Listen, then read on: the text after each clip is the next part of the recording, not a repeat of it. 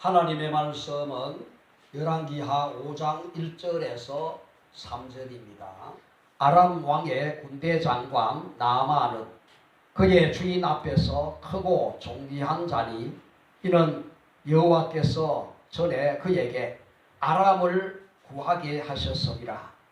그는 큰 용사이나 나병 환자더라. 전에 아람 사람이 뜰을 지어 나가서 이스라엘 땅에서 어린 모습 하나를 찾아보매 그가 나만의 아내에게 수종을 들더니 함께 읽습니다. 그의 여주인에게 이르되 우리 주인이 사마리아에 계신 선지자 앞에 계셨으면 좋겠나이다. 그가 그 나병을 고치리이다 하는지라. 아멘. 자, 오늘 저와 여러분이 읽은 이 본문의 말씀을 통해서 열린 문을 찾으라, 이런 제목의 말씀으로 함께 은혜를 나누고자 합니다. 왜 열린 문을 찾아야 되느냐? 복음이 열린 문을 통해서 들어가기 때문에 열린 문을 찾아야 된다 이거죠. 오늘 사람에게 누구에게나 다 열린 문이 있습니다. 복음이 들어가는 통로가 되는 그 열린 문이 사람마다에게 다 있다 이겁니다. 그래서 우리는 어느 사람이든지 그 사람의 열린 문이 무엇이냐, 이걸 찾아야 되는데 이게 내 힘으로 안 찾아져요. 그래서 하나님께 하나님, 이 사람에게 복음이 들어갈 수 있는 그 열린 문이 무엇입니까? 열린 문을 알게 주옵소서 기도해야 되는 겁니다. 그렇게 기도할 때에 하나님이 어느 순간에 그 사람에게 복음이 들어갈 수 있는 그 열린 문을 하나님이 보게 하시고 깨닫게 하는 그런 날이 오게 된다는 것이죠. 그러면은 그 열린 문을 통해서 이 복음을 그 사람에게 들려주고 넣으면 된다는 것입니다. 자, 오늘 말씀은 아람 나라의 군대 장관 나만 장군에 대한 말씀입니다. 이 나만은 오늘 성경에 잘 나와 있는 것 같이 아람 나라의 크고 존귀한 자였습니다. 그러니까 그는 왕으로부터 총애를 받는 그런 사람이었습니다. 백성들에게 존경을 받는 사람으로 어디에 내어놔도 손색이 없는 그런 사람이었다는 것이죠. 그러나 이게 웬일입니까? 훌륭한 명성과 신분에는 맞지 않게도 그는 불치병인 문둥병자였다는 것입니다. 자, 이로 인해서 그는 그야말로 돈도 있고 권력도 있고, 돈 있고 권력 있으니까 어떻게라도 병을 고쳐보려고 백방으로 노력을 했을 것입니다. 나름대로 훌륭하다고 하는 의사는 다 찾아보았을 테이고 또 좋다는 약은 다 사용해 보았을 것입니다. 그럼에도 불구하고 병은 낫기는커녕 날이 갈수록 더 병이 짙어가고, 그래서 이제는 어찌할 수 없는 그런 상황, 본인도 이제는 어떻게 더 해볼 수가 없구나, 포기할 그런 단계에 이르렀습니다. 바로 그때에 나만 장군이 이스라엘 전쟁에서 포로로 잡아온 게지바이가 하나 있었습니다. 그는 나만 장군의 부인을 수종드는 게지바이입니다. 이 게지바이가 말합니다. 뭐라고? 우리 주인이 우리나라 이스라엘에 있는 선지자 앞에 가기만 한다면 이 문둥병을 깨끗하게 고칠 수 있는데, 이 말을 주모한테 말한 겁니다. 이 주모가 듣고 처음에는 포로로 잡혀온 이 게지바이가 그런 얘기를 하니까 귀담아 듣지 않고 그냥 흘러 보내고 이렇게 했는데, 이 게지바이가 기회만 되면 우리 주인이 이스라엘에 계시는 그 선지자 앞에 가기만 하면 이 문둥병을 깨끗하게 고침을 받을 수 있는데, 그 말이 너무 진지하게 그것도 자꾸 얘기하니까 이 주모가 이 나만 장군에게 말하지 않을 수가 없었어. 어느 날 나만 장군에게 그 게지바이의 말을 전달했다는 것입니다. 이 나만 장군이 그 게지바이의 말을 듣고 이스라엘에 있는 그 선지자를 만났는데 그 엘리사의 말대로 순종해서 요단강에 7번 몸을 씻으라. 그러니까 이 요단강 물에 7번 잠그고 나니까 어린아이 살결 같이 그 문둥병이 깨끗하게 고침을 받았다는 것이죠. 하나님의 역사는 놀랍습니다. 하나님의 말씀대로 순종하면 하나님의 역사는 일어나는데 많은 사람들이 하나님의 말씀에 순종하기보다도 자기 생각으로 판단을 하다가 엄청난 기적을 맛볼 것을 놓쳐버리는 그런 안타까운 일들이 많이 있는 것입니다. 오늘 나만 장군이 엄청나게 고생하다가 포로로 잡혀온 이 게지바이의 말을 듣고 그런 이스라엘에 있는 하나님의 선지자 엘리사의 말대로 순종하여 나병 환자에서 깨끗함을 받았다. 그런 말씀인 것입니다. 자, 이 엘리사가 그 병을 고쳐주기보다도 하나님이 이 엘리사를 통하여서 이 문둥병을 고쳐주신 것입니다.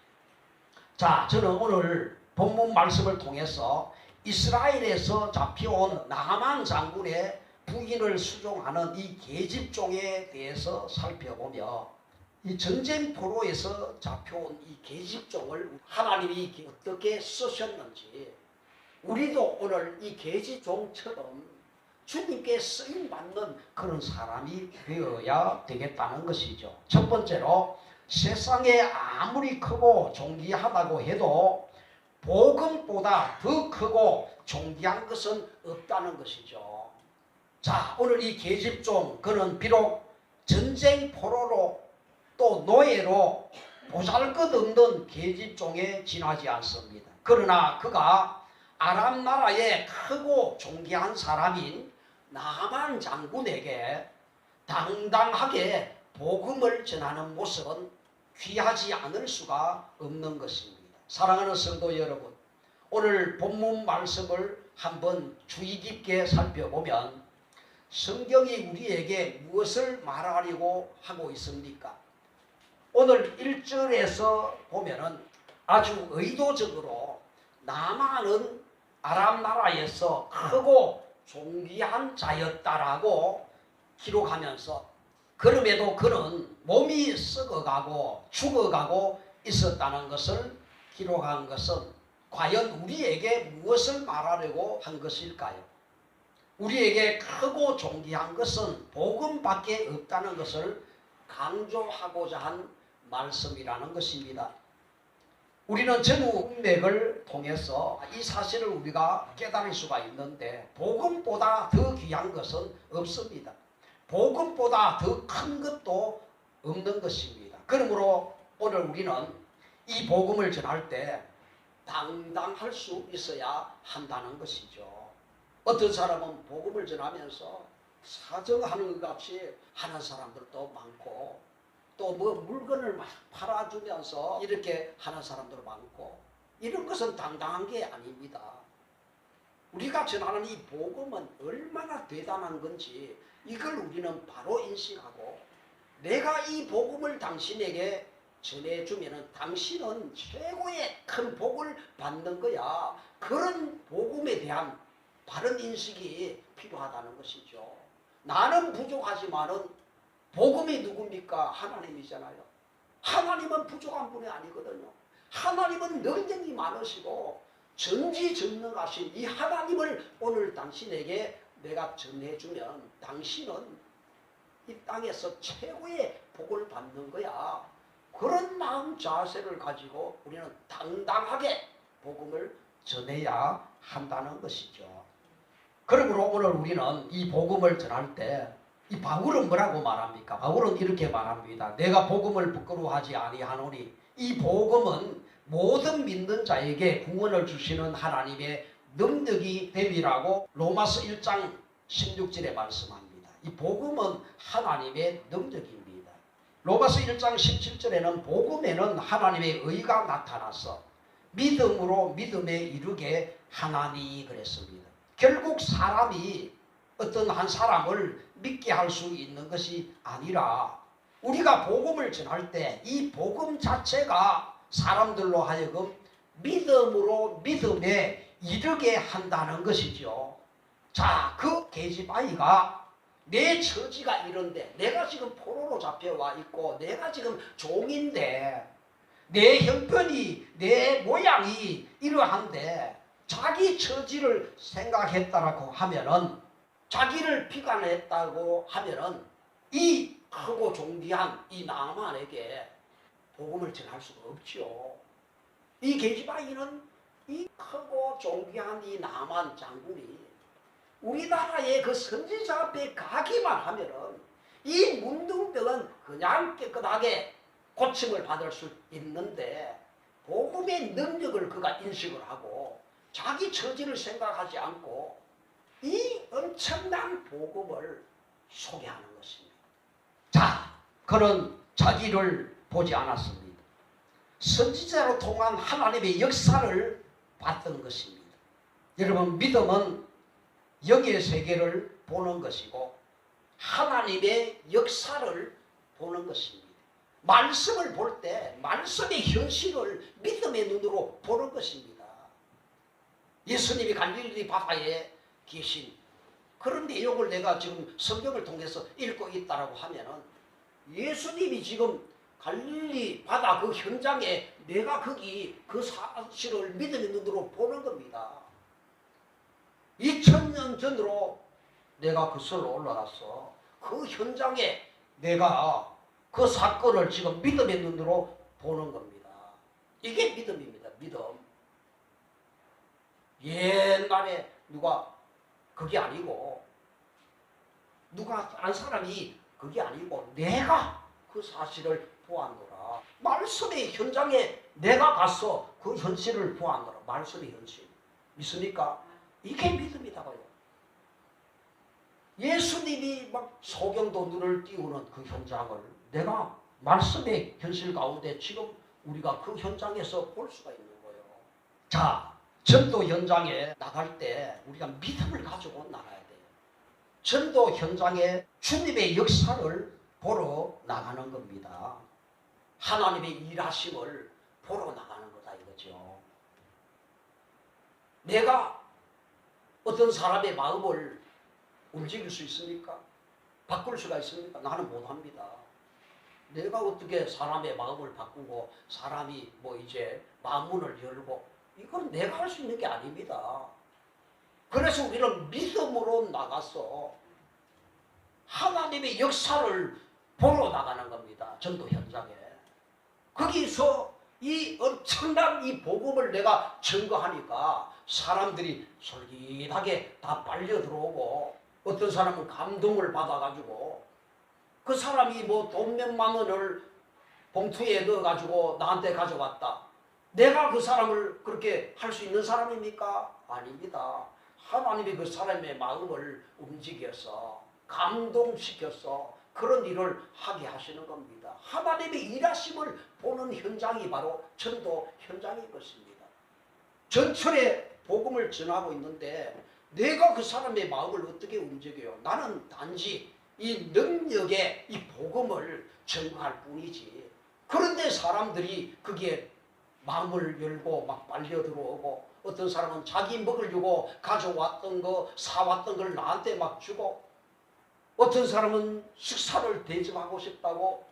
그게 내가 할 수 있는 겁니까? 하나님이 그 마음을 움직여 주시는 거죠. 하나님의 일하심을 보는 현장이 바로 전도 현장인 것입니다. 자, 오늘 이 계집아이는 자기를 보지 않았습니다. 선지자로 통한 하나님의 역사를 봤던 것입니다. 오늘 우리에게도 이 믿음이 필요하다는 것이죠. 복음보다 더 크고 존귀한 것은 없습니다. 이 크고 놀라운 복음을 우리가 가졌으니 이 또한 영광스러운 일이 아닐 수가 없는 것입니다.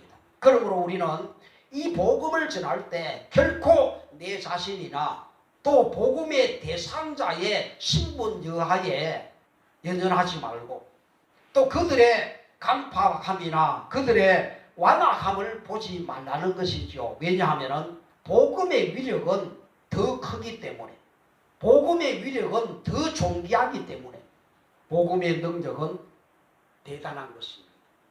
자살하려고 하던 사람이 복음을 듣고 마음을 돌이켜서 내 죽고자 한 이 마음 가지고 다시 한번 살아보겠습니다.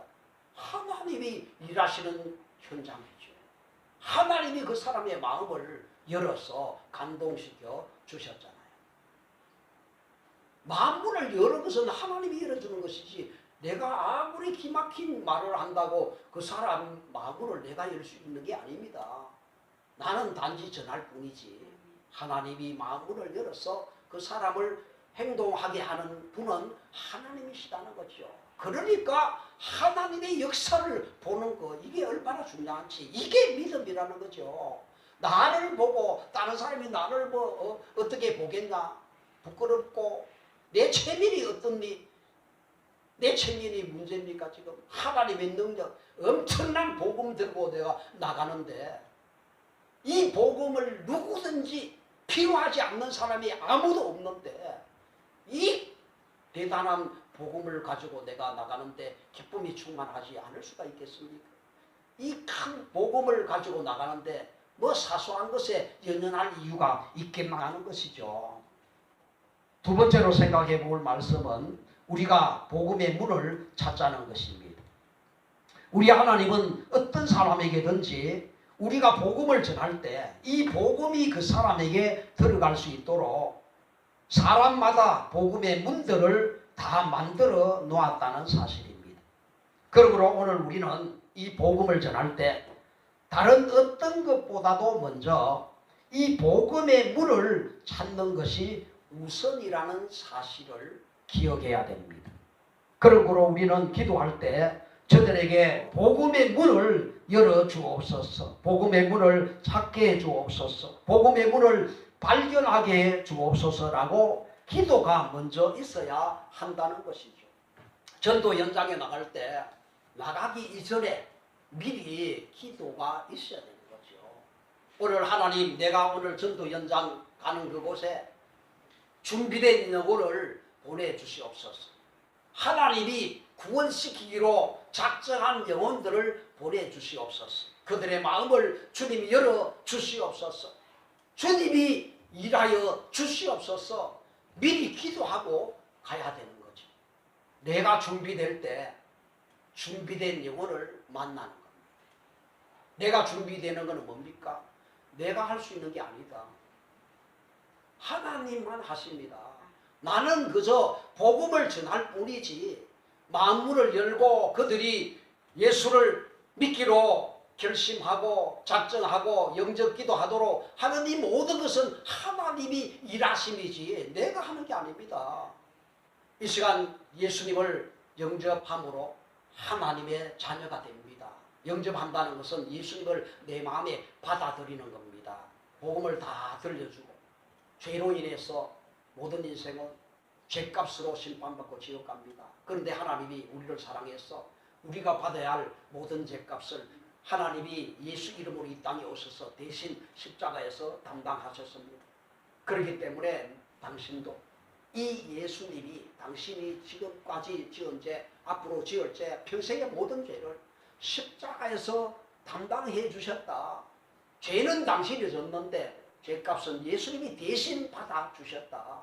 그 은혜를 받아들이면 당신 죄 다 용서받고 이제 하나님 앞에 그 은혜에 감사하는 그런 인생을 살면 된다. 지금부터 하나님의 자녀 된다. 예수 영접하면 지금부터 하나님의 자녀 된다. 지금까지는 너희가 나에게 아무것도 구하지 아니하였으나 이제부터는 구해라.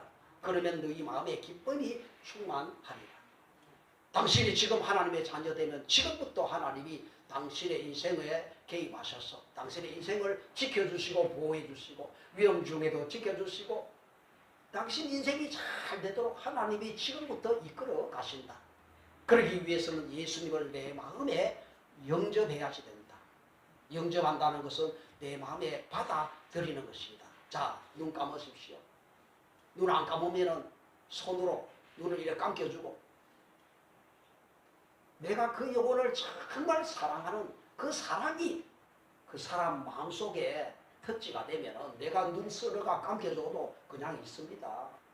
그래서 주 예수님 따라하십시오. 주 예수님, 저는 죄인입니다. 그러니까 또 따라하잖아요.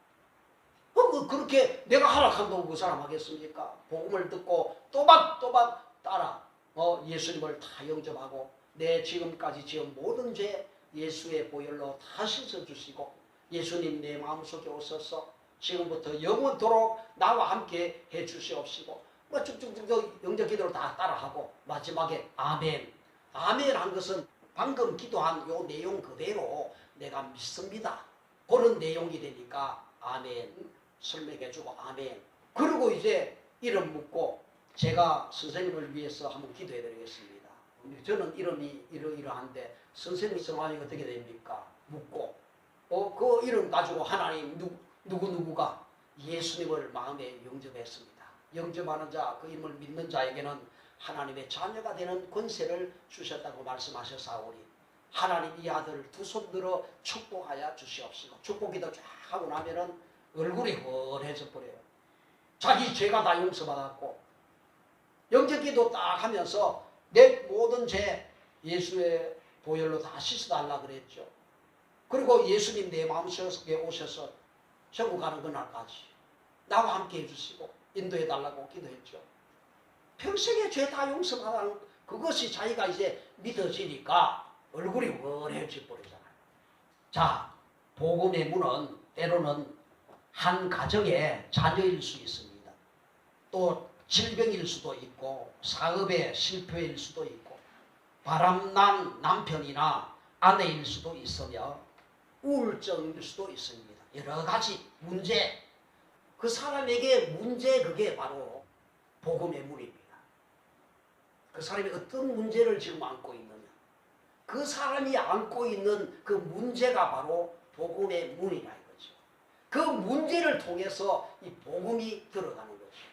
오늘 나만 장군도 문둥병이라는 그것이 곧 복음의 문이었다는 것이죠.